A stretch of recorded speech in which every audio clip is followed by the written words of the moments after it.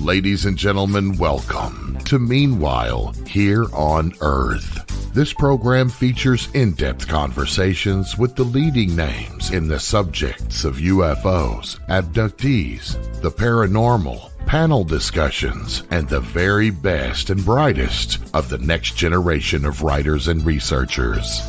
Meanwhile Here on Earth, the show breaking new ground in alternative talk with your intrepid host, veteran investigative writer and researcher, Peter Robbins.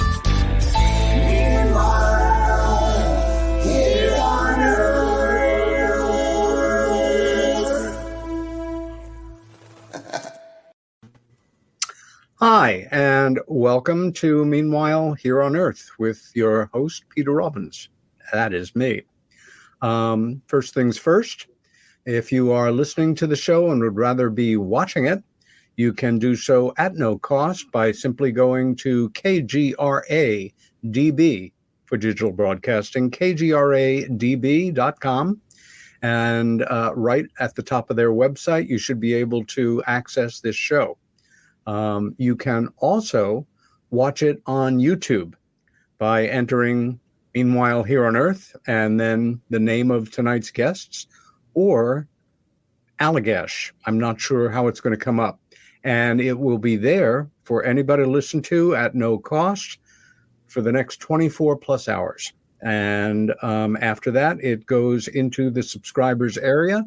If you subscribe to KGRA on a monthly or yearly basis, and you use my first name, Peter, as your passcode, you'll receive a 30% discount. Yes, it's true.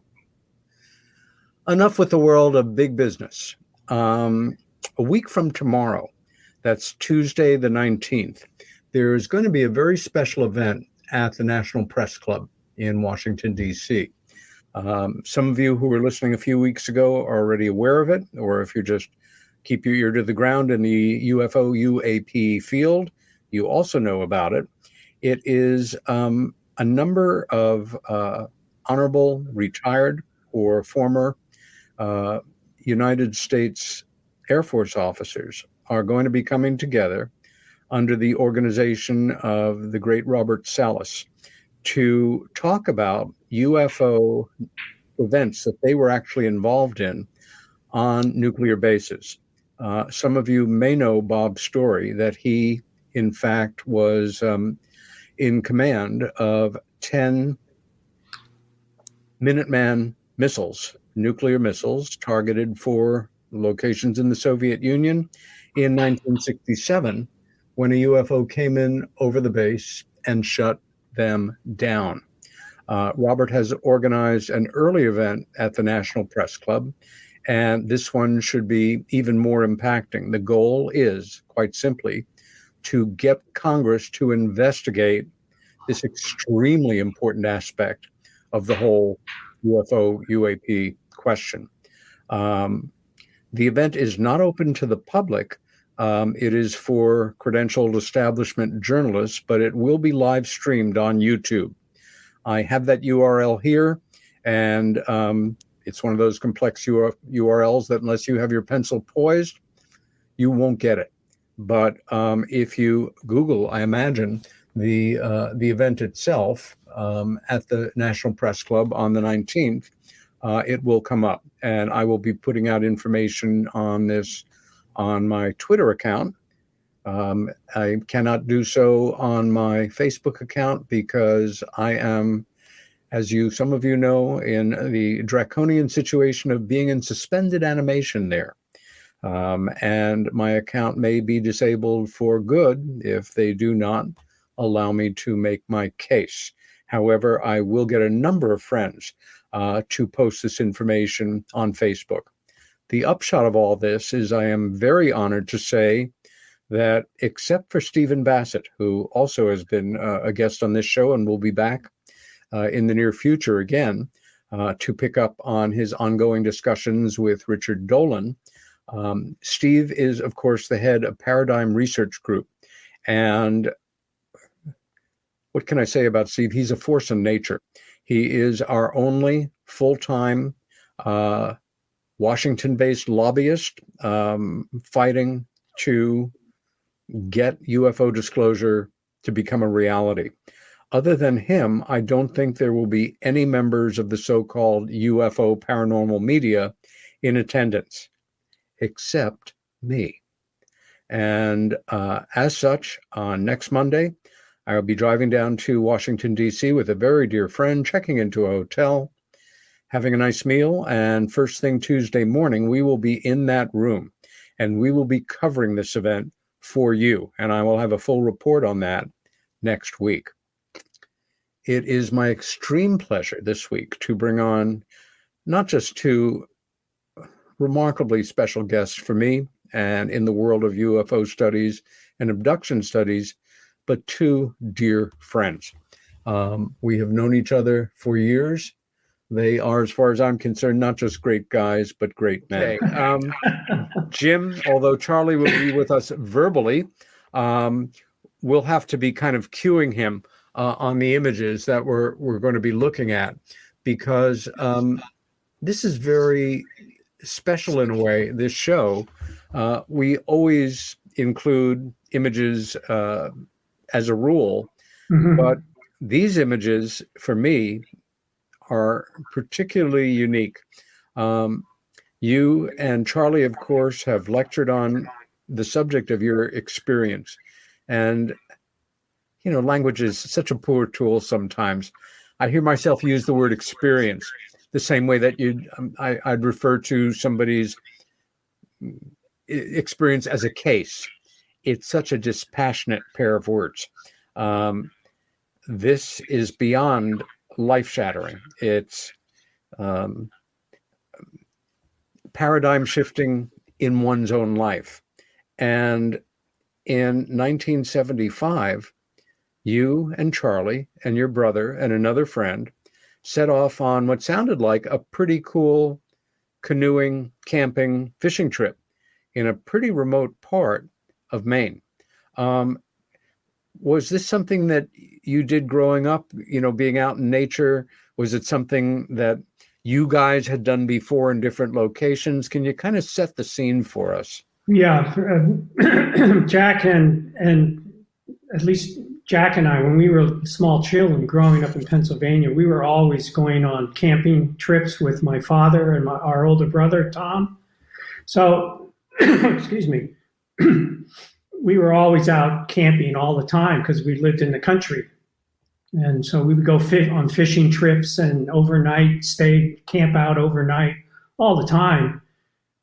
We didn't do a whole lot of canoeing when we were small. We mostly hung out next to rivers or streams and things, did that kind of camping.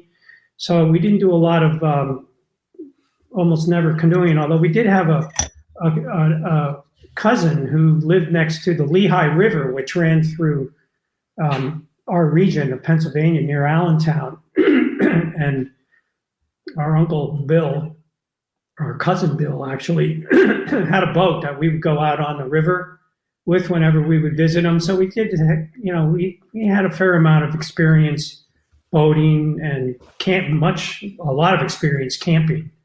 Our older brother was a Cub Scout and a Boy Scout, so he would show us how to do all these camping things, like how to build different kinds of fires and cooking fires as opposed to like long burning fires, things like that. And Charlie grew up in the same kind of country. He grew up in eastern Ohio, which was very similar to Pennsylvania, and he had the same kinds of experiences when he was small.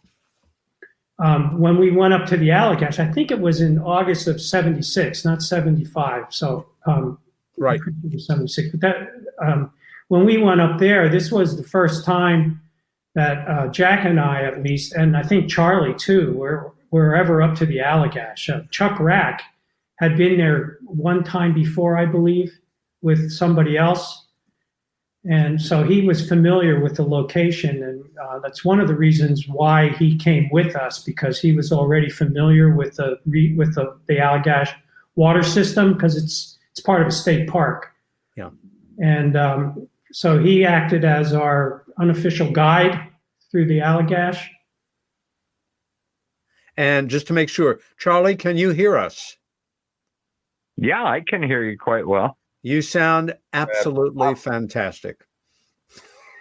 Well, What we're going to do as we go through the images is we'll cue you to what picture is up so that you can comment on it.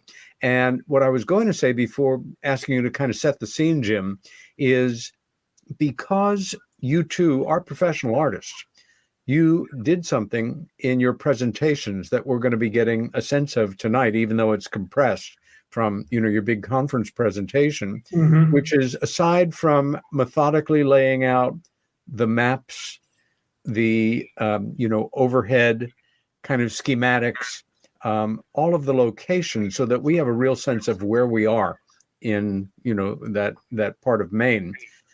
Both of you illustrated this. And obviously that's not something that most experiencers are equipped to do beyond, your basic, this is the face I remember, or this is what the craft looked like to the limits of my, skills as an untrained artist. So we're going to begin right here. And again, I've seen you guys do this a number of times, and I'm just going to essentially move the images along, either intuiting when to move on to the next one, or you can say next.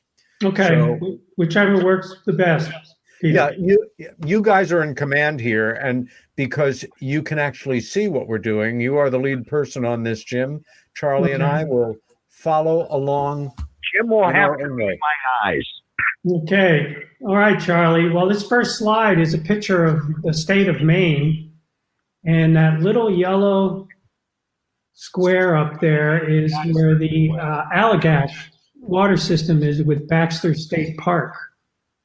So that's what it looks like from space. You can go to the next one. Yeah, this is really a remote part of Maine. Yeah, and so that little yellow part there is where Baxter State Park is. And that includes Mount Katahdin, which is northernmost part of the heck is the name of that trail? Charlie, what's the name of that trail? Appalachian Trail, thank you. So that's the northernmost point, and it's also the first point in the United States that gets the rising sun every morning. Oh my gosh, of course. And then this map, this picture is where the Allagash water system is. You can, the bottommost tack is Mount Katahdin, and the one just next to it is Shin Pond. Now, we went up to Mount Katahdin and climbed Mount Katahdin, which was an amazing experience. And after we got done climbing Mount Katahdin, you'll probably see some slides of us on the ocean, on the mountain. We actually flew on a pontoon plane, a bush plane from Shin Pond. Wow. To the next tack, which says Telos Lake, which is the southernmost lake on the Allagash waterway. So you rented canoes when you got there? No. One canoe. Yeah, we had one canoe with us that we took up, and I think the second one we rented when we were up there. Okay. Yeah, we rented it from Scotty's pontoon service. Okay. They were the guys that flew us into Telos Landing. Yeah, and we've got a picture of that plane coming up later. Yeah. Yeah, you'll see. We'll have a picture in there somewhere. And this is a overview of Mount Katahdin. Wow, it's an amazing place. And this is Charlie and Jack and I, or that looks like Jack with them, on top of this part of the mountain that's called Knife's Edge, and it's a path that goes between two of the peaks on Mount Katahdin. Damn. It's 18 inches wide. At one point, it's only 10 inches wide and 3,500 feet straight down on both sides. Oh, mama. It is an amazing place to be standing on top of this mountain. Because you're up a mile high. It's about a mile high. Yeah, and looking down, not a place where you want to lose your footing. No, absolutely not. Yeah. Well, if you did, you couldn't change your mind. Yeah. Gravity would take this over. is looking down from Knife's Edge towards the col inside of Mount Katahdin. Crystal Lake, that Crystal little Lake. lake in the hollow at the foot of Katahdin there. There's Charlie. He actually has hair in this one. Yeah. Yeah, I know. That's the reason I like those pictures. A whole lot of hair. Yes, I still have the comb I carried then. You've had it bronzed. No, it was solid aluminum, so Oh, well, then you don't need had it a bronzed. lifetime guarantee. So we're now looking at a map of the Allagash waterways. Yeah, this is the Allagash Waterway, and it runs north. The Allagash is a combination of lakes and river, Yeah. and it runs about over 100 miles. And to the north, Allagash River is one of the few rivers in America that actually runs north instead of south. One of two in Maine. Yep, one of two in Maine.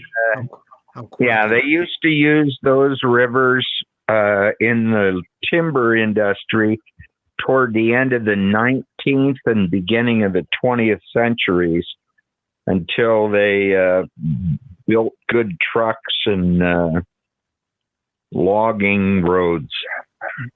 So it's cheaper and quicker than using rivers. Mm. And we're closing in now on. Okay, so this is a picture of Chamberlain Lake. Just a little bit south of Chamberlain is Telos Lake, which is the southernmost lake, and that's actually the lake that you fly into when you're flying into the river system. Got it. So we on the first day we actually flew into Telos Lake, and then from there moved northwards into Chamberlain and then into Eagle Lake where we had our event. Now, your plan was to fly in and do this camping canoeing expedition for how many days? We were going to be up there for about 2 weeks. Wow. And so you brought all of your food with you. Yeah. Was that mostly freeze dried back then? No, we had some fresh meat that we brought with us. Mm-hmm. The rest was all. But that was only for the first few days. Mm-hmm. Yeah. Yeah. Wow. And I'm assuming, of course, the water was potable wherever you were. You could drink it, no problem. Yeah. Not like today in many cases, sadly. No. There it is. Yeah, there's the picture of our plane. Wow. And that was, Charlie, was that shot, you took that picture. Did you take that on Shin Pond? Is it taking off or landing? It looks like it's taking off. Then it could have been taken off at Telos going back for you and Chuck. Yeah, could be.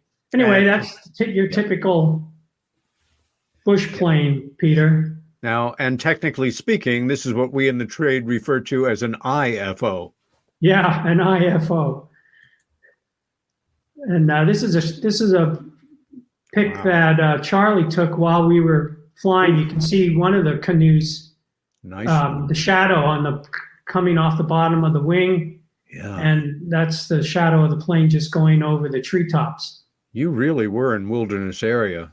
Oh, it's unbelievable. It's like going back a million years. Yeah. And this is looking at Mount Katahdin to the south from the airplane. So you can see the mountain is a pretty prominent feature. Yeah. And that's Jack on Chamberlain Lake. When we first landed on Telos Lake, I want to tell you a little bit about that because this is important later on. Please. When you first land on the lake system, they have a number of rangers up there, and they come to, like within minutes, two of the rangers, Everett Cram and his sidekick Matt, Wow. came to our campsite, and they check you out. They check your gear to make sure they check you to make sure you're not a fugitive. Yeah. Check your gear to make sure you don't have any kind of contraband with you. They Good. check your gear to make sure that you have the necessary equipment to survive up in the wilderness, because if anything happens to you up there, you're in very big trouble. Totally. So they want to make sure you have enough food and fishing gear if you plan on going fishing to catch food. And so when we landed, Everett and Matt came to our campsite. We brought in a 8-pack of beer with us. And they noticed we had the 8-pack, and they were like, I don't know if you're supposed to have liquor up here. And we were like, oh, we didn't know. And they said, well, it's okay. Oh my gosh.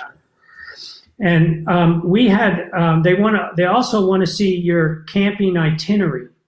Interesting.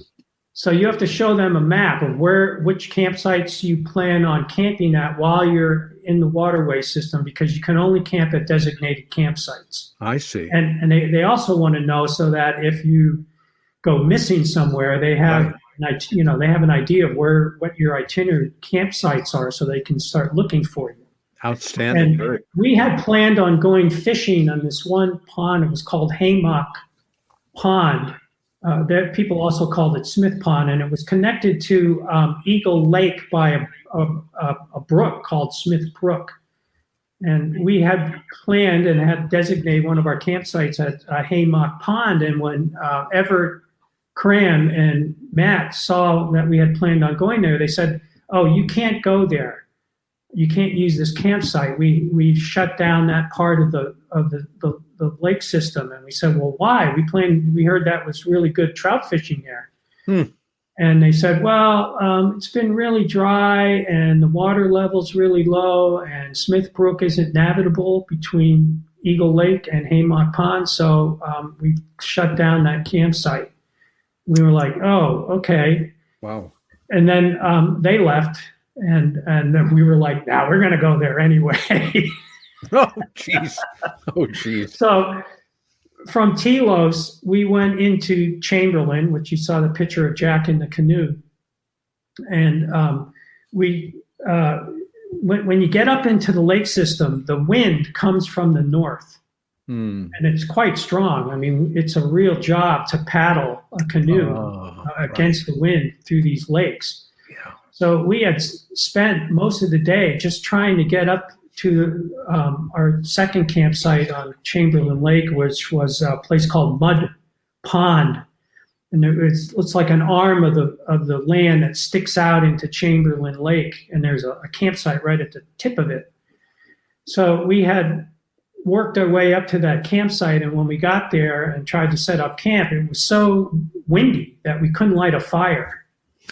So there was another campsite just a little ways up, a little ways north from the Mud Pond campsite, and we went there instead. And by that time, it was just getting dark, and there were other campers at this campsite. It was probably 8 or 10 other campers. Oh, good. Had set up for the night there, and when we beached our canoes, there was I think two men who were standing there looking out over the water, and they asked us if we had seen anybody else out on the lake. Evidently, their kids were out on the lake somewhere, and they were worried that they wouldn't be able to find the campsite. So they were they were trying to see if they could see them, but it was already dark. Wow.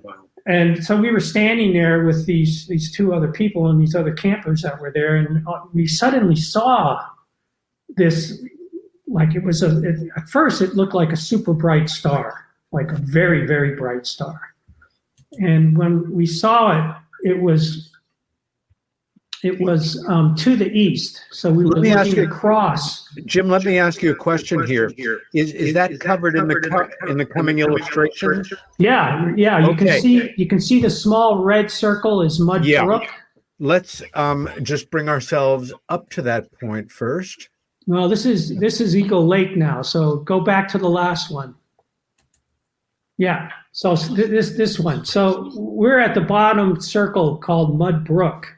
Got it. And we're looking kind of northeast across Chamberlain Lake. And see where that larger circle is up there, where it says Eagle Lake? Yep. That's where we were a couple of days later. But we were looking in that direction, and while we were standing on the lake beach with these other people, I noticed this super bright light go across the lake. And so I took my binoculars out, and I looked at it through the binoculars, and it definitely was not a star. I realized looking at it through the binoculars that it was just across the lake. And it was very, very bright. And I only kind of watched it for, it was less than a minute. And all of a sudden it just kind of imploded in on itself from the outside in, almost like a camera shutter closing, like an iris. And it had this weird quality to it, to the light, that I've only seen that kind of quality inside a pottery kiln at like 2,300 degrees Fahrenheit. Oh my gosh. Jim, hold that thought for a moment. Charlie, I see that this is your illustration. What do you remember, and what was your impression of that moment when you regard this thing? I don't know what you're looking at. Charlie, he's got your picture of the Eagle Lake craft. The first one, white with the yellow line through it. Yeah, that's actually the Eagle Lake one. But the first one that I saw, Peter, looked very similar to that. It was the same light. Okay. And with the first time I saw it, that we saw it, and these other people saw it, it just blinked out, and we really didn't think anything about it when we went back to our camping. So the following day, we went up to the north end of Chamberlain Lake and tried to get to another lake, Allagash Lake, which we failed to do. And we came back and camped out over the night. And then the following day after that, we canoed down Chamberlain Lake again and crossed over to Eagle Lake. So that day we went to Smith Brook campsite, which is on the southern end of Eagle Lake. Right. And we just happened to have run out of our fresh meat that day. So we decided we were going to go out night fishing. And so it was we built a really large campfire. We had, it was a slow burning style of campfire. For anybody who's ever been in the Boy Scouts or Cub Scouts, they know what kind of fire that is. It's a fire that's made to burn for a long time, because we planned on going night fishing for a couple of hours. And you want to see that area to get back to, and that's really your only locator. Peter, at night up there, you cannot see your hand in front of your face. So if that fire went out, you guys were screwed.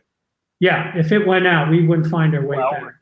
Charlie, you want to take on from here? We were sleeping in a canoe. All right. Yeah, continue on, Charlie.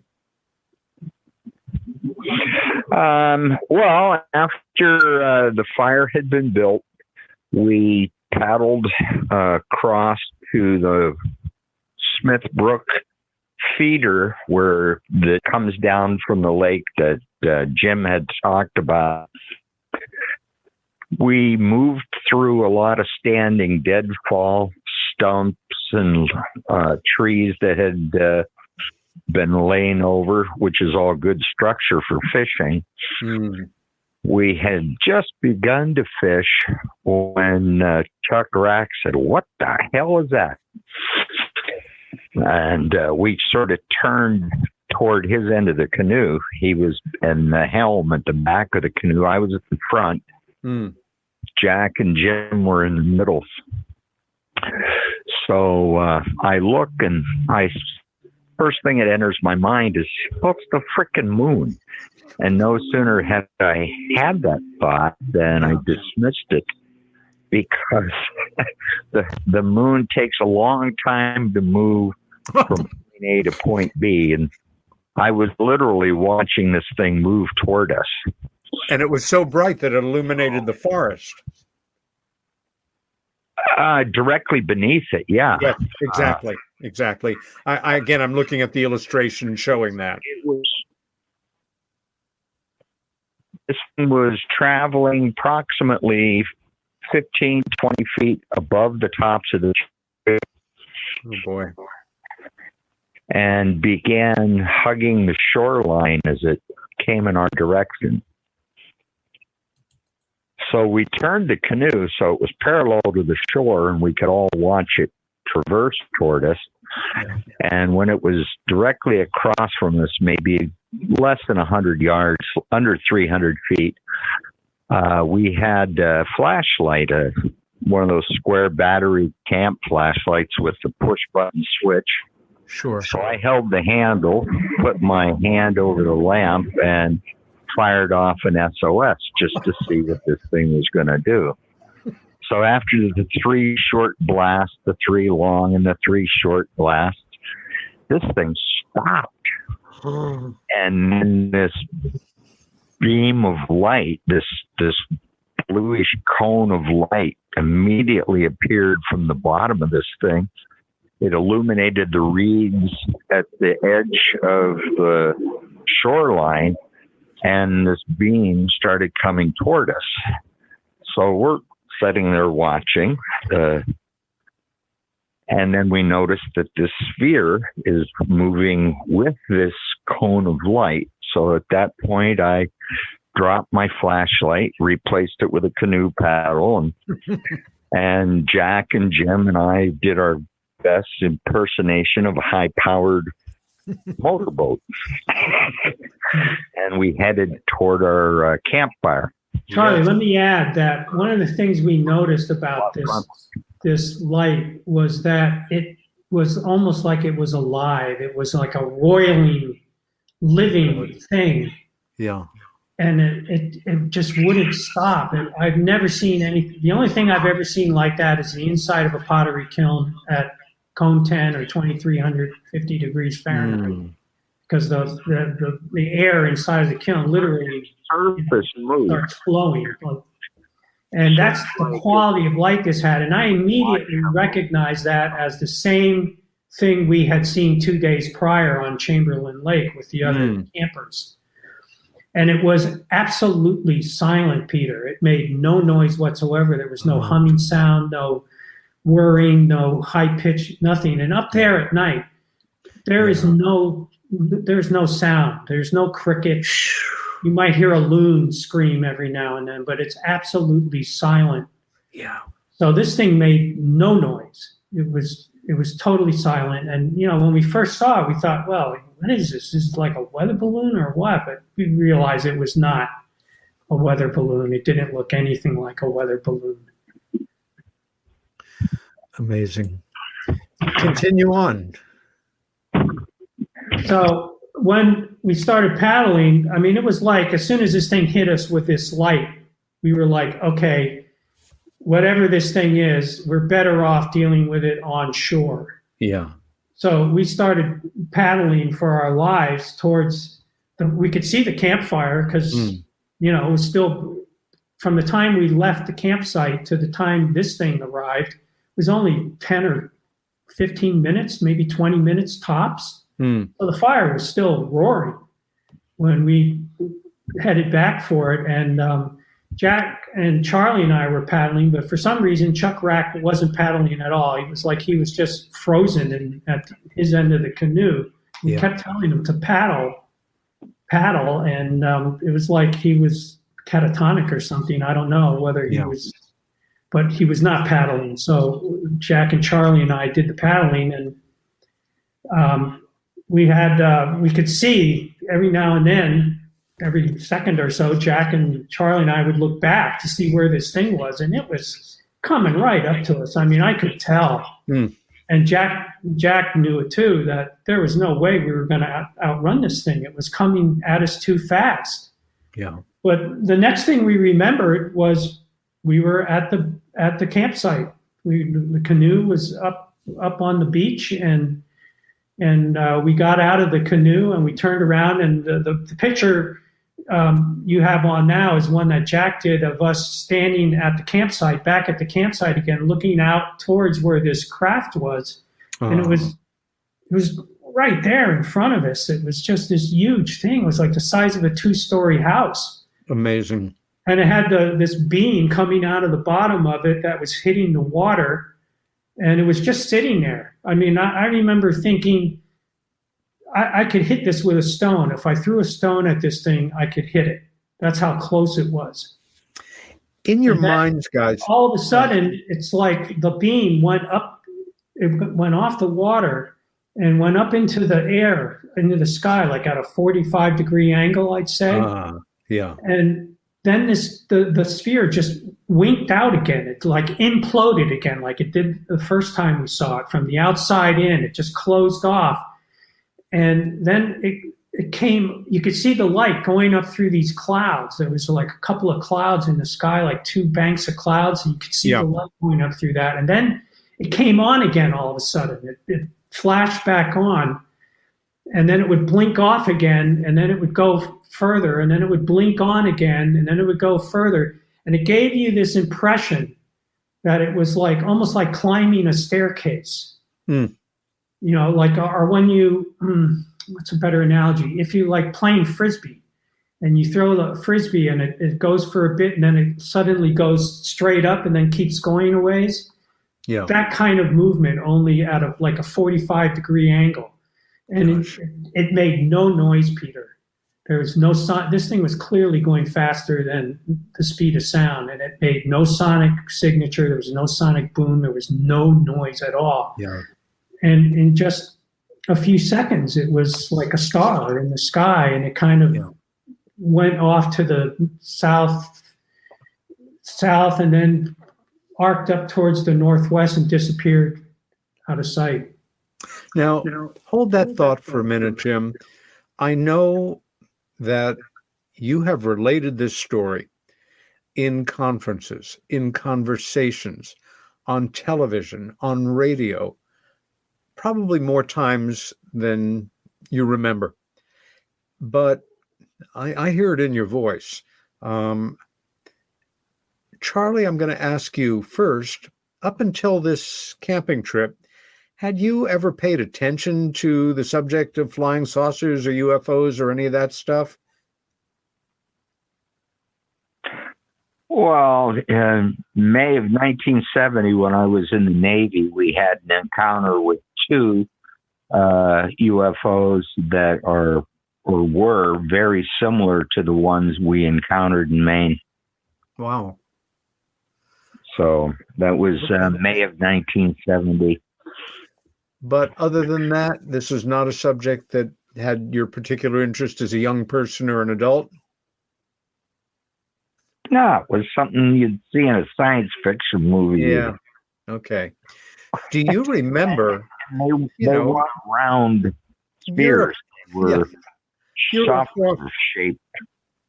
Charlie, you're a formidable guy. You're a Navy veteran, an Army veteran. I wouldn't want to get in a fist fight with you, even if I was your size. You are, a person who is amazingly gracious. You have a world-class sense of humor. But right then and there, what were you feeling? What were you thinking? When I was in the Navy, or when I was... right here regarding this huge apparition basically paying attention to you with his beam in the middle of nowhere that, who knew what could happen next? What were you thinking about what it might be? Figure that out on dry land as opposed to being in the middle of the lake. Yeah, I guess. Well, what were you thinking when you got back on dry land and that thing was, still in your face? Well, right then and there, I still had the flashlight and I shined it a second SOS. And that was when this sphere went away from us. And while I was holding the flashlight in my hand, for some reason, I felt or knew that this was about to accelerate at a high rate of speed. So I turned the light to my wristwatch, noted where the sweep hand was, and I looked in the sky again, watched this until it disappeared like a pinpoint of light in a night sky. Looked at my watch one more time, and only about 8 to 10 seconds had elapsed. And at no time did it ever make a sound. When it was setting, as Jim was saying, close enough to throw a stone at it, it was perhaps only maybe 40 feet above the water. Good God. And that evening, there was no moon in the sky, and the water was as flat and as motionless as glass. Every star in the Milky Way was reflected on the water. How beautiful. It was a picturesque night. Yeah, doubly so. Jim, you've articulated what you're seeing up to this point. What were you feeling about what this thing might be? What were you thinking? I was just dumbstruck. That's how I felt. I couldn't believe that something like this was happening. Yeah. And I felt tired. I felt kind of like fatigued, tired, like I had just run miles. Yeah. And, we attributed it to paddling. And of course, at this point, this is all your conscious memory. You are not aware of what has actually transpired. Right. Now we go to this next image of the thing disappearing, and we get a sense of the night sky, and which one of you there is tending to the fire? That's Charlie. I am. Yeah. Yeah. Because that was when I noticed that the fire was nothing but embers. Ah. So I asked everybody, should I throw some more wood on? And they said, forget about it. We're all turning in. Yeah. At which point, that's what we did. Did you think to yourselves, and as we know, logical thinking, pragmatic thinking sometimes goes completely out the door when you're involved in an incident like this, missing time, etc. But in your realistic minds, not that you were thinking about at that moment, how long, given the size of that fire, should it have burned before it got down to the level that you noticed it being as the object was disappearing? No, minimum 3 hours. Hmm. And that when you regarded the fire, it was okay, it's out, whatever, and let's go to bed. We didn't have any concept of like missing time. Yep. Like exactly. That wasn't part of our vocabulary at the time. So yes, it wasn't part of the language at the time. Fire's burned out. Well, that's weird. Yeah. But you figure, well, maybe it just burned down fast or something. But even though it should have burned much, much longer, that's the conclusion you come to. What other conclusion is there? That's it. That's it. And of course, the phrase "missing time" wasn't going to come into the English language for another 5 years. Yeah. With the publication of Bud Hopkins' book "Missing Time" in 1981. Yeah. Charlie, your thoughts? Yeah, which we didn't even read. I mean, we didn't know who Bud was until we, of course, met Ray Fowler. That's right. So we didn't read any of Bud's books or anybody's books. Well, there weren't any at the time. Yeah, there weren't any at the time. Yeah. So when you're confronted with it, like that kind of an event, it's like you just come up with something that sounds credible, like the fire just burnt down. Yeah. Well, I'm going to the next image now, which is once again an overhead schematic of the area with a diagonal red line coming down from the center-ish on the left, heading down toward the lower part of the right part of the illustration. And it line of sight between the Smithbrook campsite and the town of Millencott. Now, one question for you both. You wake up the next morning. How do you feel? Are any of you talking about this event? Is it remembered? Are you obsessed with it, or it's just going by and not even thinking about it? No.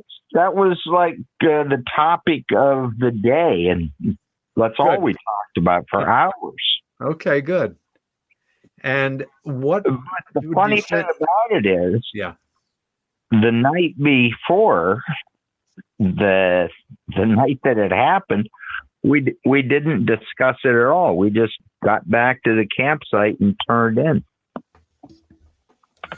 Yeah. Now, I know if I go out on a date and go see a movie and then I go to dinner, I discuss the movie. Because that was the event that I just experienced. But we just said, turn it in. See you in the morning. Isn't that amazing? We're literally all stumbled off one by one and turned in. Well, let's face it. Physiologically, you had to be completely and totally exhausted, but with no memory of what caused that exhaustion. It's just, it's a long day on the lake and let's get some sleep. And that was weird, and talk about it in the morning. Yeah. The next morning, the one of the rangers came, because they come every day. Oh, good. To collect your trash so the bears don't invade your campsites. And the next morning, the ranger was coming down the lake, and we flagged him over and told him what we saw. We said, geez, we saw this weird thing last night. Did anybody else report anything? And he said, no one else reported anything. Oh, my gosh. And we described what happened, because, it was a conscious event. We remembered everything. And he looked at us and said, well, I think maybe it was searchlights down in Millinocket at the movie theater. They opened a new movie, or it was a mall or a movie or something, and they probably were shining searchlights up into the sky, and these searchlights were bouncing off the upper atmosphere, and that's what you saw. And I was like sitting there looking at this guy, and I was reading his face. Jim, I'm going to hold you there, because that is a perfect, wonderfully insane, standard, completely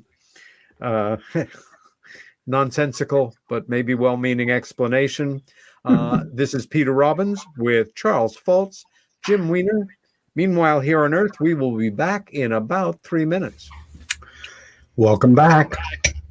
Peter Robbins with my guests, Charlie Foltz on the phone, and Jim Weiner visually with us again. Bring us all back. Bill, there you go. Boy, we left off at a very pregnant moment, didn't we? We were talking. I was telling you about this ranger. The ranger's description of what it might be. I'm reminded of. I thought it was. I could tell he was not telling us the truth. You can, when somebody lies to you, you can see it in their face. And I knew by looking and just aside from the fact that his reasoning was totally ridiculous.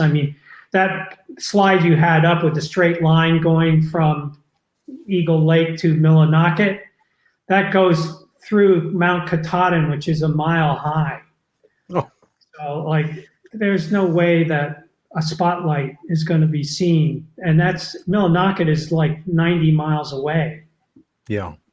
So I'm reminded about a recent, what I felt was an outrageous questioning of the authenticity of Travis Walton's experience and the men with him as being the light from a fire tower in the Sitgraves National Forest that shone a huge bright light down into the clearing at just the right moment, with no way to cue the Confederate in the tower, not taking into account, of course, because, they basically spitballed it, that the tower was 3.9 miles away, almost 4 miles away through wilderness, and there was a ridge. So it would have had to have superpowers to bend the light, a point in physics that even today is rather difficult. That's right. Yeah. So anyway, we just kind of we just He said, wasn't yeah, able to give you okay. an explanation. Yeah, so we spent the rest of the. I really don't have much memories of the rest of the trip going up. I mean, we had a few. I had some weird kind of epiphanies where I realized things about nature I never thought about before, and had those kind of insights. But people have those all the time when you go out into Mother Nature. So I didn't really think much about that. But we spent the rest of the. It was an uneventful trip up through the rest of the water system, and then we went from the lakes onto the river. A section in the river called Chase Rapids, which is, I think it's 2.5 miles of Class 4 rapids. And Jack and I had never done rapids before, so we decided that we were going to portage with our equipment. Yes. And with all the equipment, and then Charlie and Chuck were going to run the rapids in the other canoe, which they did without anything happening. But while we were talking to one of the rangers about arranging the portage of the equipment, he said to him, "Well, why don't you want to run the rapids?" And I said, "Well, they're Class 4 rapids. I never did Class 4 rapids before, and I'm not really sure I want to take the chance of losing, my camera equipment and all this stuff." Your life. And he said, "Oh, well, you don't have to worry about that now. The water level is so high that there's hardly any rapids because some storm had just gone through the Allagash waterway system like the week before, so the water level was way above normal."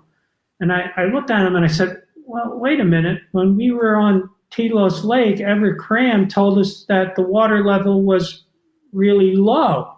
And that's why we couldn't go to Haymark Pond." And he looked at me and he goes, "You're one of those guys, ain't you?" And I said, "What do you mean?" He said, "You're one of those guys that saw that thing, ain't you?" And I was like, "Yeah, but," and he turned his back and walked away from me. He wouldn't talk to me anymore. Oh my God. So that immediately made me think, something's weird with this. The reality of the UFO ridicule factor, which is dissipating, thankfully, over the past few years. But, to digress for a moment, and you guys know it, the fact that this idea that I have seen something unusual that I can identify in the sky, either by shape or by movement, and I'm curious to know what it was, that somehow that was brilliantly wired up in the summer of 1947 with, "Hi, I'm delusional, I'm a trickster, I'm trying to make a fool out of you, I am a fool, I'm mentally ill, I want to feel special, I want to be on TV, I want to be famous," which it's all counterintuitive. It makes no sense. I saw something, I'm curious as to what it was, but America, and by extension the Western world that summer, was brilliantly programmed to, it can't be, therefore it isn't, therefore it's something else. And that he would single you out, for that kind of treatment, which again is kind of dangerous on a certain level. He is a ranger, you are in wilderness that, you're a guest in. Charlie, do you remember anything special about the rest of the trip that stood out for you? Extraordinary or ordinary? Well, I mean, those National Geographic moments that happened to us. Yeah. As Chuck and I went down the rapids, they were exhilarating, I guess you could say. Then later on, after connecting with the twins, we repacked the canoes and continued down the river. We passed a bull moose feeding in the river. The river at that point was maybe about 50 feet wide, and the moose was maybe 20 feet out from shore. And they are big. Within, a lot bigger than our 17-foot canoe. Oh, Jesus. and they can move faster. Not good if they're angry. We didn't want to see that part of them. Jack and I drifted right past them. Chuck and Jim had passed ahead of us. So I drifted the canoe right past the moose, took all these photographs. Then maybe 100 yards past the moose, these two beautiful great blue herons flew directly over us. Mm-hmm. I took the last two photographs of my 36 exposure roll back when they had film, and pressed the rewind button, and the film went in on the second turn of the crank, indicating to me that I had not taken one single photograph on that entire roll. Oh, so the only two images I remember were the moose and the herons. How interesting. And Jim or Jack threatening to hit me with the canoe paddle for nearly getting us both killed by a bull moose. And we finally worked our way past the waterfalls, Allagash Falls. Yeah. And got down into Fort Kent. We had not bathed in, I don't know, probably 2 weeks. 2 weeks. Yeah, well, 17 days on the water. I think we jumped in the first couple of days to bathe. I remember coming back to the camp. Jack and I had been out fishing, and we came back. And Jim and Chuck Rack had just finished coming out of the lake, and we said, "How's the water?" I remember Jim saying, "Oh, it's invigorating." I didn't know the definition of invigorating the way he used the definition of invigorating. But that water was, you lather up on the shore and then you jump into the lake. Well, you don't stay in there very long. Oh, no. Yeah, even in August.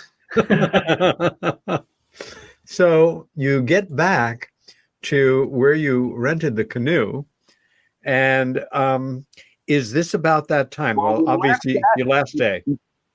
Yeah, Harry Smith.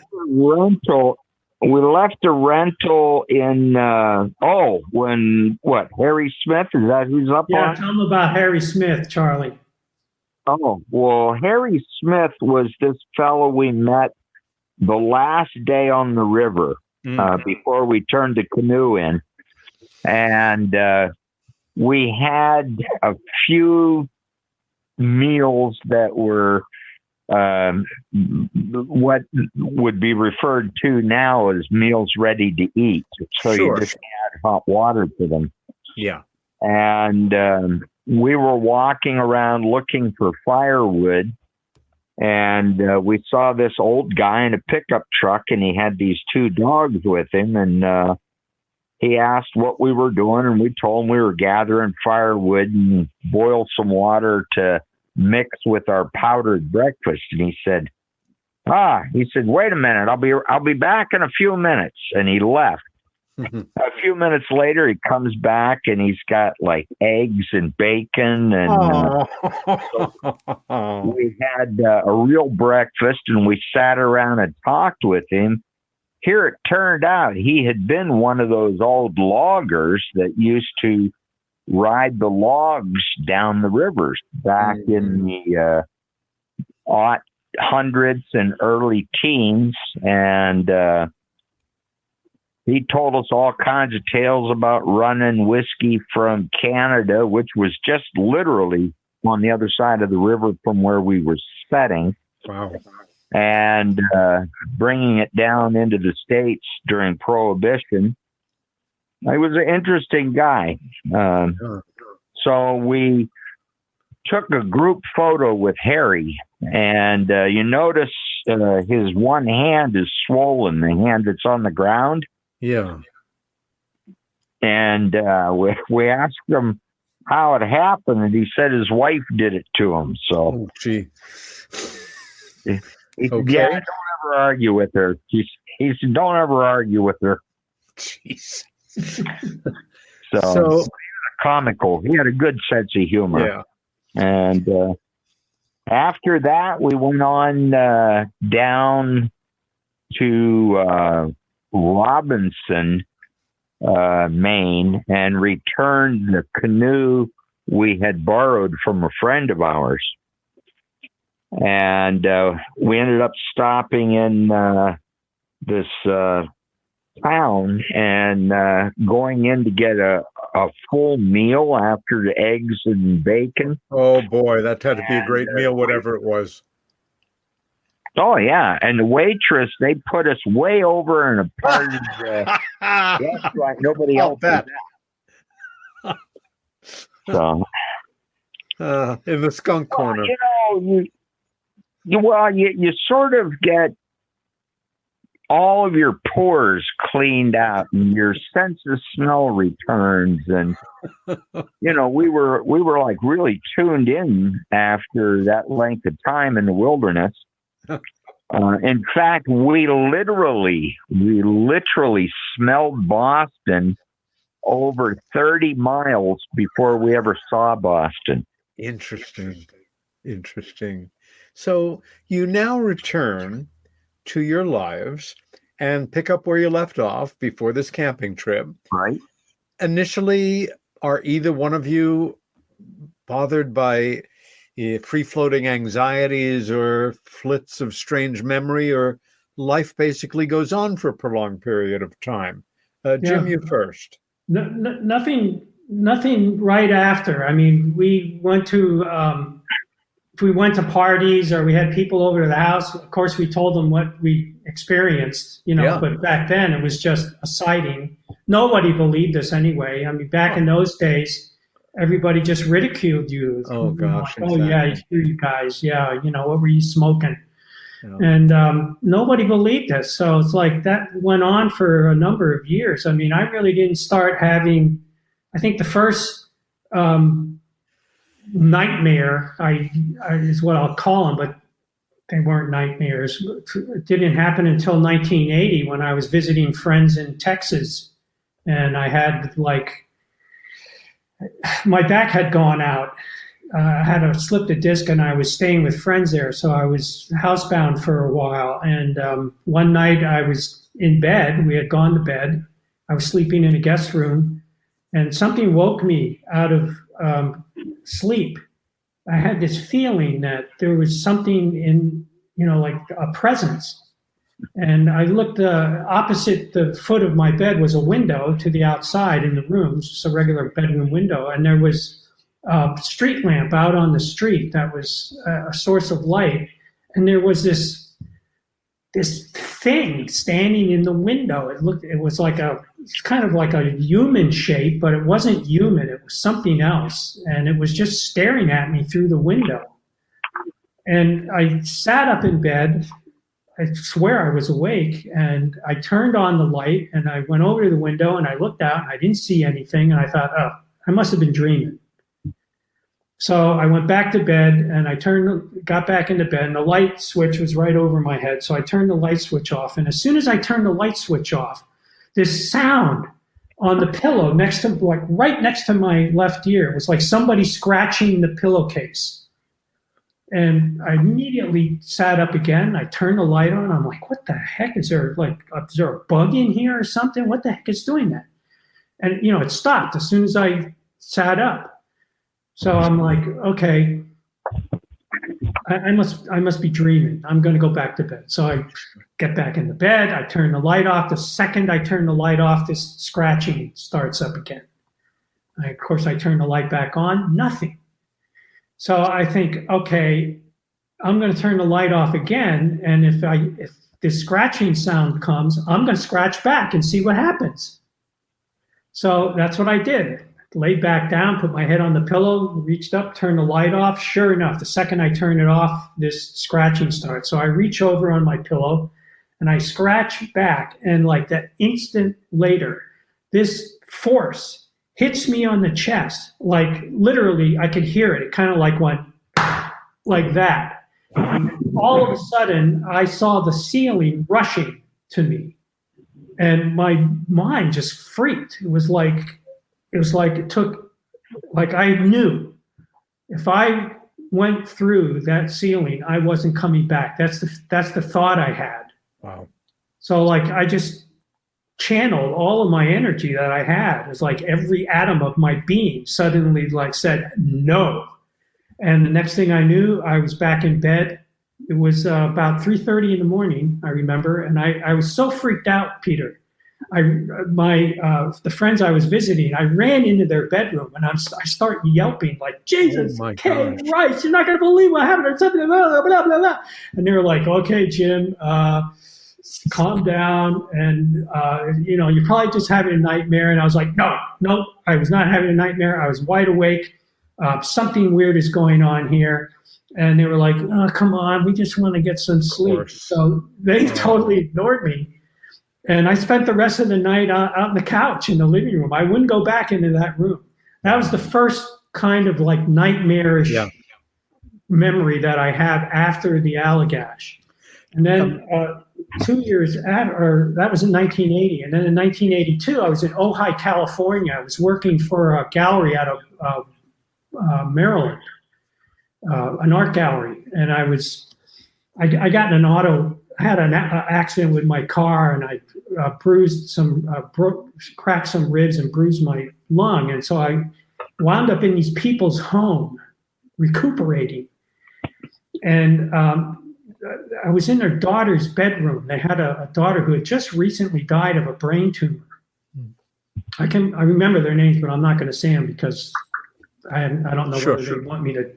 I certainly didn't tell them about it, and I don't know if they want me to say it, but I was sleeping in the bedroom one night, and I woke up in the middle of the night again, and I thought there was a small animal walking on my chest, like a cat or a small dog or something. That was what it felt like.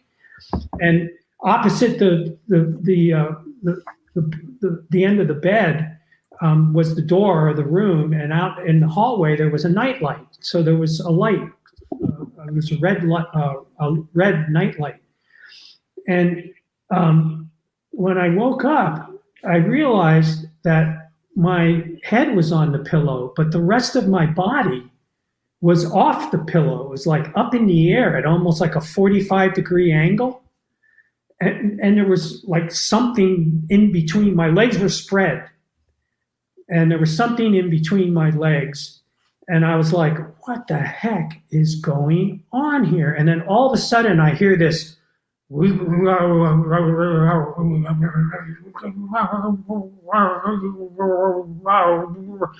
it was right next to my left ear. Whoa. And it was almost like I could understand it. Like if I paid really close attention, I might be able to hear what it was saying, but I couldn't make it out. Yeah. And I couldn't move. I could not move. And you were elevated literally against gravity. Yeah, my body was like floating up from the bed. Mm-hmm. And when I looked over with my eyes to see what was making this noise, and there was this thing right next to my head. And the only way I can describe it was like if you take it was kind of whitish, and it was like if you took a piece of spandex or stretch fabric and you go like this against your face, and your face kind of starts, looks like it's stretching through it. That's what it reminded me of. I mean, it wasn't that, but that's the closest way I can verbalize it. Yeah. And it was like in the air. So it wasn't like a sheet. It was like just coming out of space. Yeah. And there was a tray on the bed next to my upper body that looked like it had it reminded me of dental tools, dentist tools. And there was definitely something going on between my legs. My thought was like somebody was having sex. Yeah. And I was like totally freaked out. I mean, I just like, my mind just kind of went boing, and off I went. And then the next thing I knew, I woke up the next morning. Of course, I immediately went down there to see if everything was still there. Yeah. And it was. I didn't have any marks. I couldn't see any visible marks on me anywhere. And of course, I didn't say anything to the people that were my hosts because, you know, it was their daughter's bedroom. I never said a word to them. But I'll never forget it as long as I live. Yeah. I can remember it as if it happened yesterday. Boy. So that was the second one. And then I returned. My back kept going out. I kept having these health problems while I was on the road, and I eventually had to come back to Boston because my back, I just couldn't drive anymore. And then I started having these nightmares while I was back in Boston. And I would have these nightmares, but I'd swear to God and all the other gods that I was wide awake. And I'd wake up in the middle of the night and there would be like a presence in my room, or I'd see figures moving around my bed and trying and touching me. And there was, it was like, what the heck is going on? I got so paranoid, Peter, that every night before I go to bed, I would go around the house and close and shut every window in the house. We lived on the second floor. This is not uncommon. And I would literally padlock my bedroom door closed because I'm thinking, is one of my roommates rooting around, is this like a joke? Are they playing jokes on me? Or, what the hell is going on here? Exactly. So I got like every single night. Charlie lived with me at the time, so he could tell you that, I was acting pretty strange. Yeah. And that's when these things started. So it was a few years after the Allagash. Okay, hold that thought for a moment. Charlie, in those few years after the fact, did you have any similar or equally non-standard experiences on your own? No, I didn't. I remember when Jim was padlocking himself into his bedroom. Sure. It was the middle of the summer, and the house on the second floor was unbelievably hot. We had terracotta tile roofing, so that would absorb the heat all day long like a brick road, and then all night long it would give that heat back into the house. So my housemates and I were a bit concerned about Jim and his behavior. Yeah. Although he did afford us some humor in some mornings when he would forget to unlock the padlock and try to walk through the door. Yeah. Sometimes this was like this was in the 1980s. What I should mention, because we're going to have to go fast now because we're losing time. Yeah.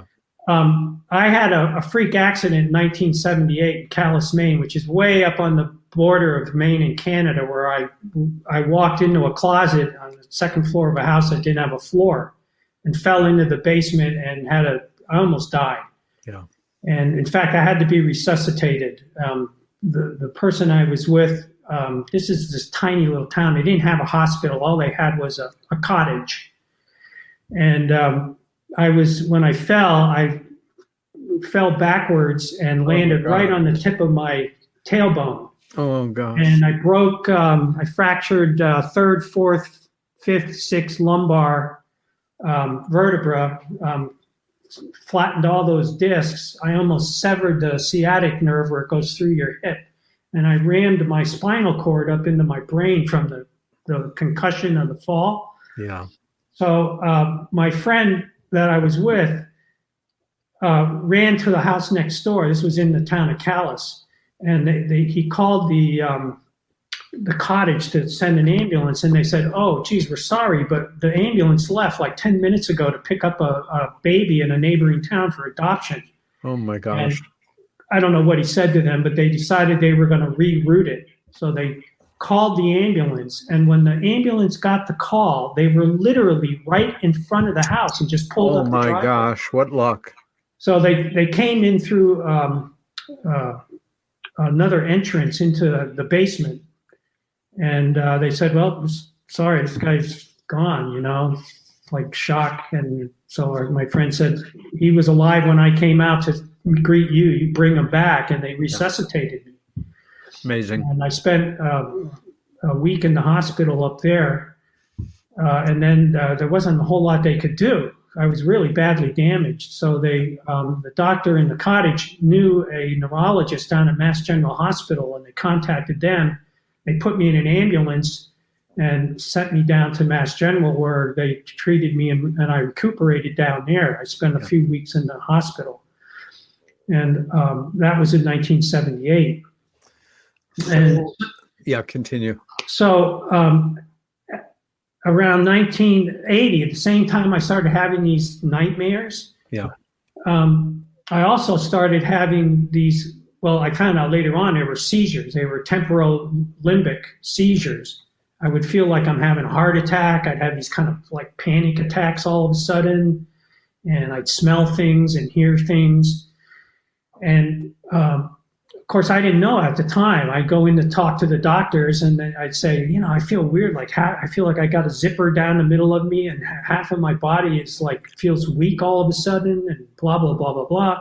And they couldn't figure out. It actually took them. They didn't diagnose the epilepsy until 1983. So I was being treated at Beth Israel Hospital for these kind of seizures.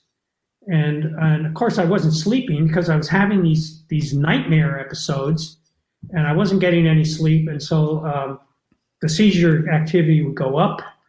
And eventually I wound up in the hospital being treated for seizures and sleep deprivation. And one of the psychiatrists at the Cognitive Neurology Center in Beth Israel, his name was Jonathan Weinberg,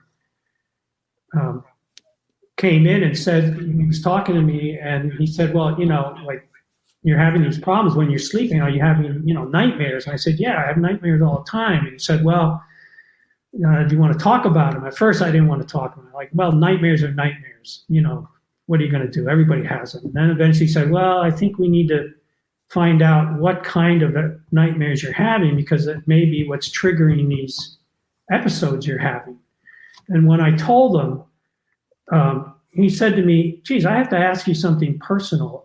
Have you ever had an encounter with a UFO? And I was like, what, are you kidding me? And what made him ask that was one day I was wired up to an EEG machine, and I was bored, and I asked one of the nurses to give me something to read. She handed me Whitley Strieber's book, Communion. That was very considerate of her. Yeah, and when I saw that face, I flipped out. Oh boy. And I was like, oh my God. Oh boy. Get this thing away from me. I don't want it. And so I had this kind of like little episode. Yeah. Like for many people, that image, which that image, the creation of the artist. Looking at it now, it's like I get goosebumps. It's like it never goes away, Peter. And so that's what made him ask. It turned out that this psychiatrist knew John Mack. Oh. And he said, I think you need to talk to somebody about this UFO sighting that you had in Maine. I'll be damned. And he's the one who got me connected to Ray Fowler, who at that time was a MUFON investigator. Yeah. And I went to see Ray Fowler. He's just like a week after I talked with the psychiatrist.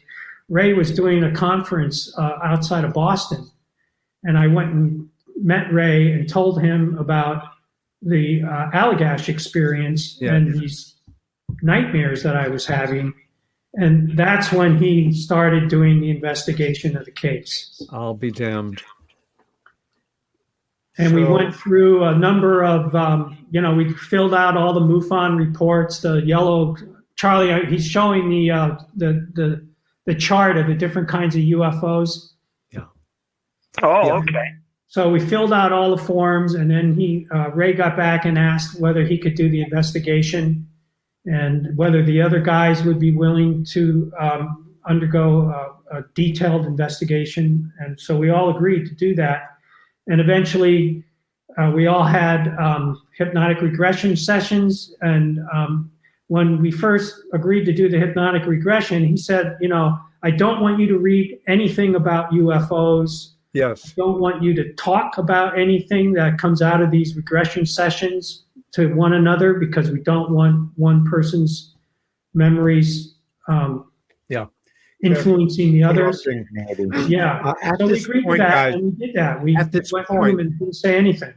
we have only about 20 odd minutes left. Yeah. So we are now going to start hauling ass and moving Yep. through these images and comment as we go. We're now returning to the image of the fire being put out.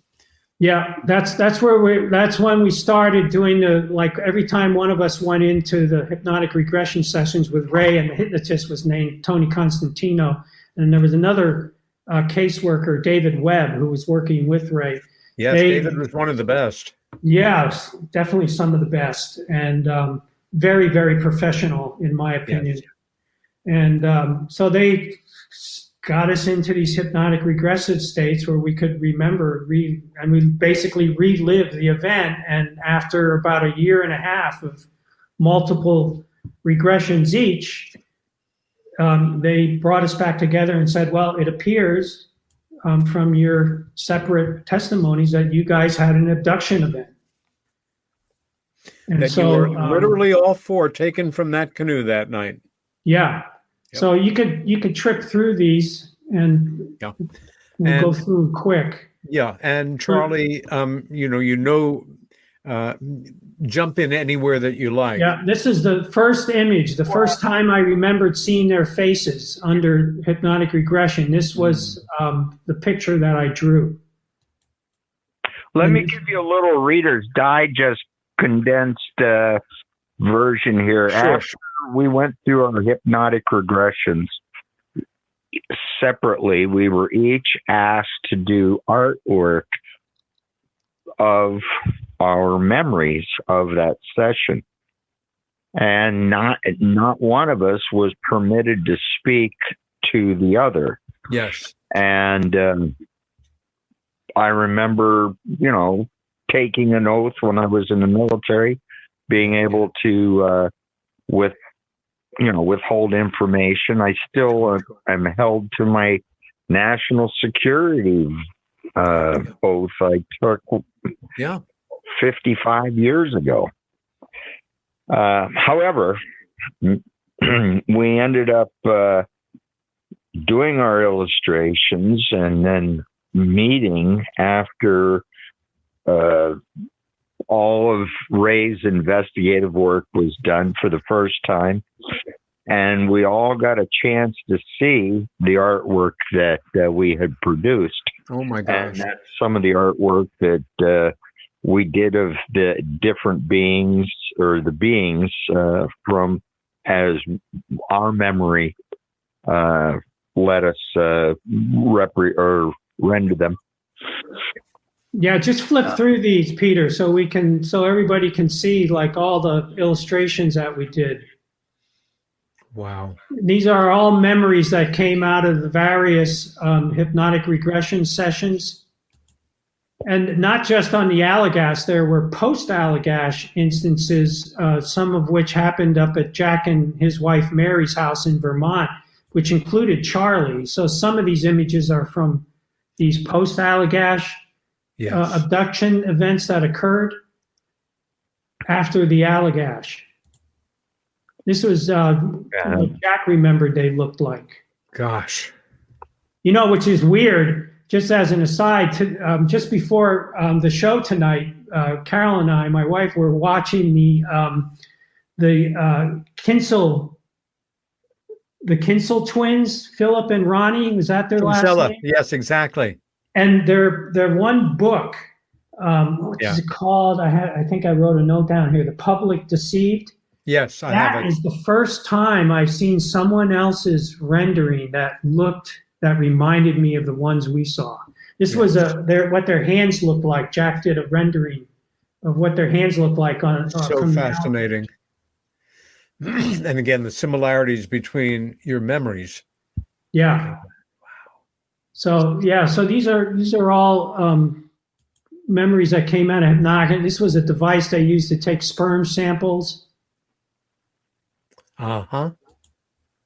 And this one, Yep. they had.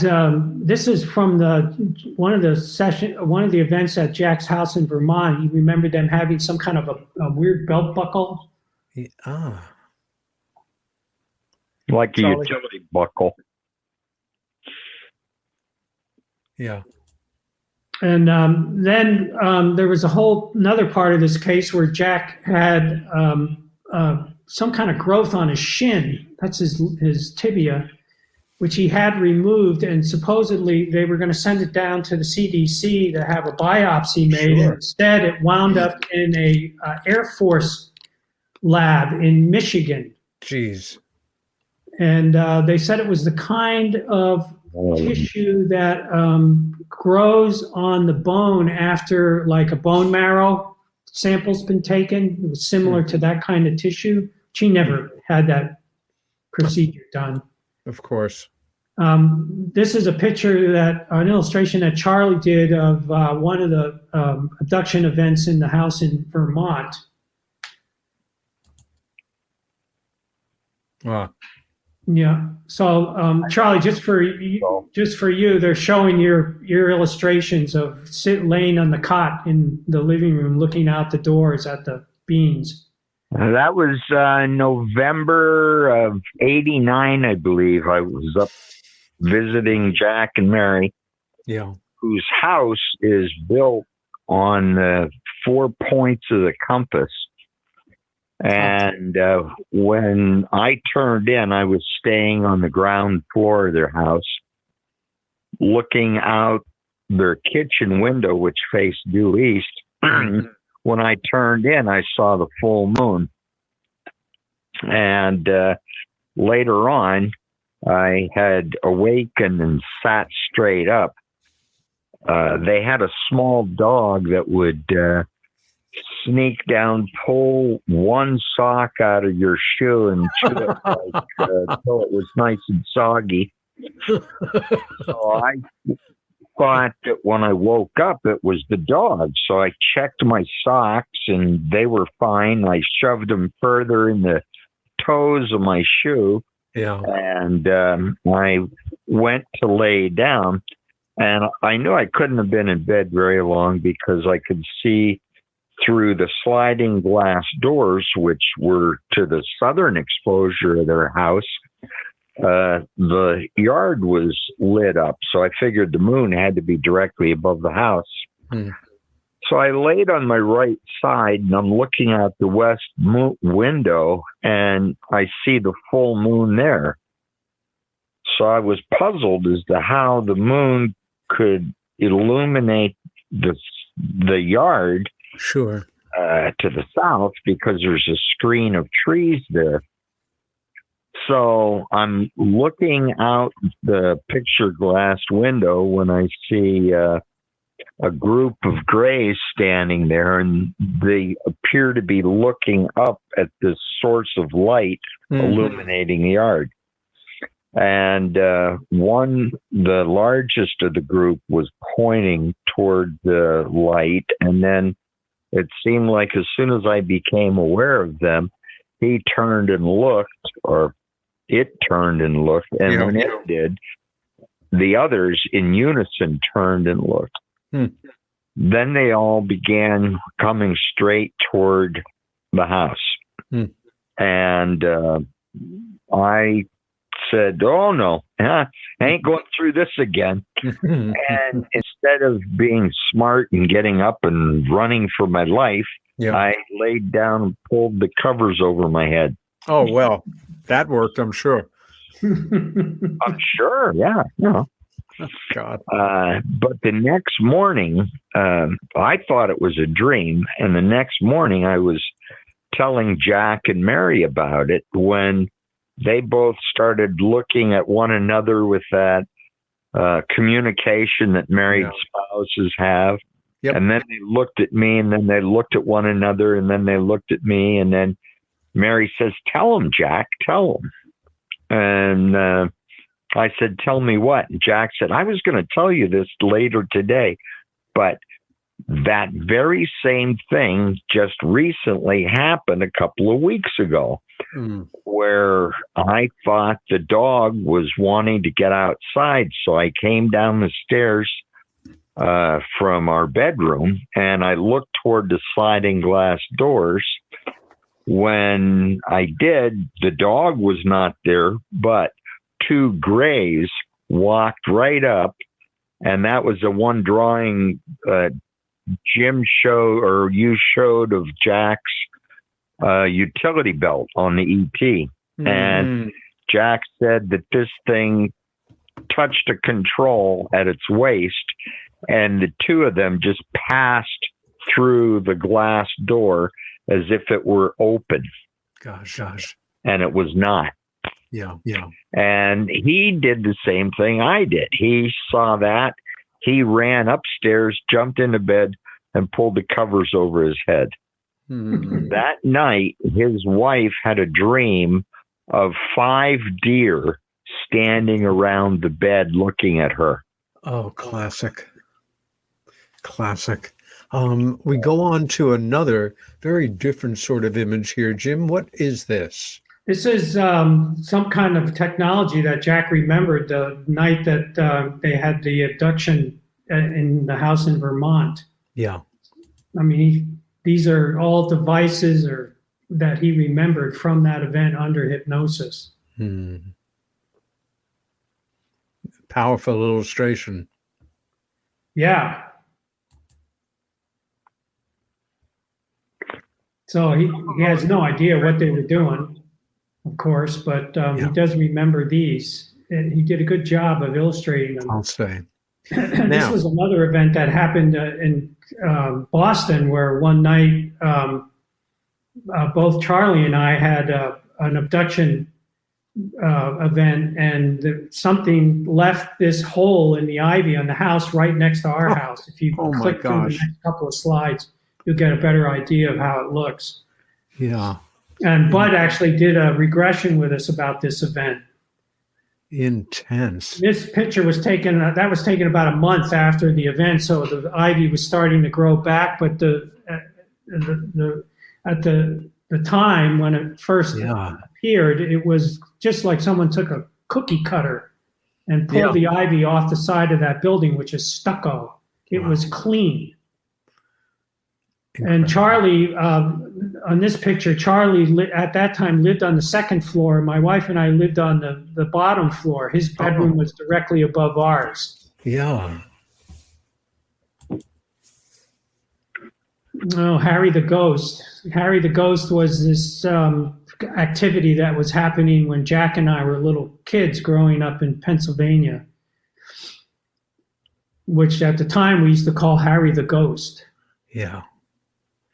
And as the bullet points say, describing these paranormal. My mother and father actually saw a being in their bedroom, which they never told us. I never knew that they saw anything until Ray did the investigation. Oh, for gosh sakes. And talked to my mother. This is Jack and I when we were little. Yeah. Cute. And the other things that happened to us was these experiences changed our artwork dramatically. Well, this is something I can relate to tremendously. Even though I had a shattering UFO sighting, my sister had an abduction experience. But this is fascinating to see the more traditional motifs, and all of a sudden, everything changes in your creative output. Well, this is Charlie. I have your picture up of the horses in the meadow. Oh, okay. This is, I think, pre-Allagash. And then, so pre-Allagash is the kind of artwork Charlie was doing. And then after the Allagash, he just jumped into medical illustration and medical photography. And this is, the medical illustrations are fascinating. It's a whole nother world of the arts, that's for sure. Yeah. And not a decision made casually. Well, and he went on to a very distinguished career as a medical illustrator and AV technician for the veterans hospitals in the region and other hospitals. pretty So we neat. have here. This is my pottery. The first slide was pre-Allagash. Yeah. I mean, you know, that's what I used to do. And then right after the Allagash, this is Whoa. the next few slides is what I started making. Pretty radical departure. Yeah, very radical. I wish Jeez. I had more. I had many more slides, but I had to, you know. Yeah, no. We have a capacity to show 100 images. You had like and then, 270 ready to rock. Jack's change. This is the kind of work he was doing before the Allagash, and then the next few slides are his post-Allagash. Okay. Very traditional. Day and night. We found out years later. Wow.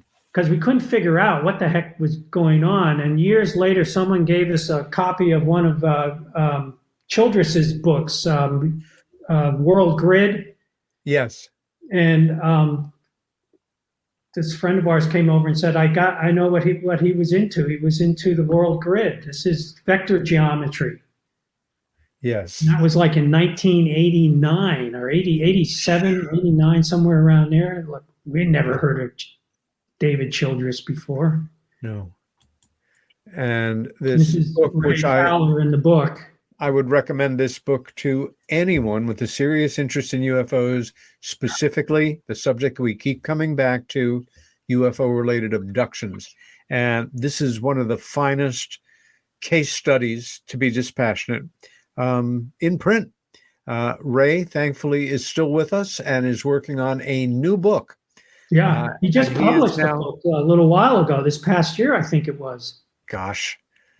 Well, I'm behind on that piece of reading. I need to get that. I think he's one of the finest contributors to UFO literature ever. Well, he's definitely one of the most professional. I mean, we've met a lot of very professional people, including you, Peter. And it's amazing the amount of support that we've received. Yeah.